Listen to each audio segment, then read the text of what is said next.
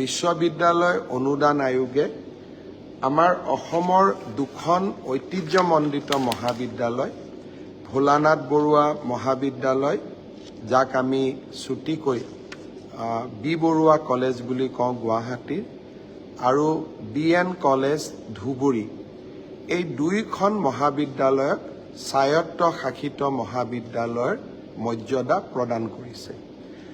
মহাবিদ্যালয় দুইখনৰ অধ্যক্ষ পৰিয়ালবৰ্গ অধ্যাপক অধ্যাপিকা ছাত্ৰ ছাত্ৰী প্ৰাক্তন ছাত্ৰ ছাত্ৰী প্ৰাক্তন অধ্যাপক অধ্যাপিকা সকলোকে মই অভিনন্দন জনাইছো। এয়া এক প্ৰাপ্তিৰ মুহূৰ্ত আৰু এই প্ৰাপ্তিৰ মুহূৰ্তত মই দুইখন মহাবিদ্যালয়লৈ অসম চৰকাৰৰ হৈ উষ্ণ অভিনন্দন জনাইছো। মই বিশ্বাস কৰোঁ অসমৰ ৰাইজেও এই সাফল্যত আনন্দিত হৈছে। অসম লাহে লাহে সকলো ফালতে আগবাঢ়িছে।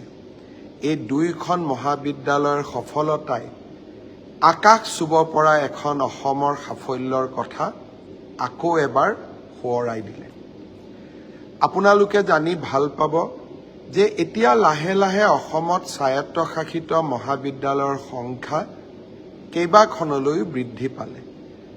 উত্তৰ Lakhimpur college, JB college, Nagaon college, Sivasagar college, Arya Vidyapeeth college, Furkating college, DR college, Bir Lachit college আৰু এতিয়া বি বৰুৱা মহাবিদ্যালয় আৰু BN কলেজ ধুবুৰী।